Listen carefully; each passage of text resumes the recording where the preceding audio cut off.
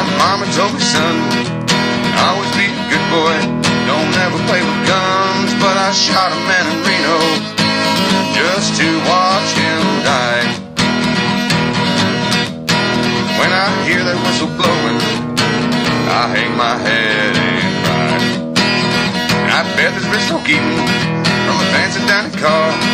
They're probably drinking coffee and smoking big cigars. Well, I know I had it coming, I know I can't be free, but those keep people moving, and that's what tortures me.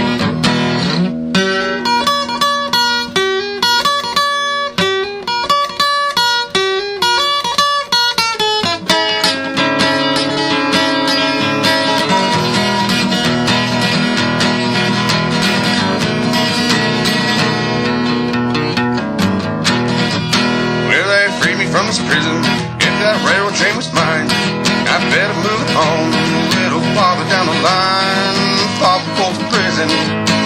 That's where I wanna stay. And I'd let that lonesome whistle blow my blues away.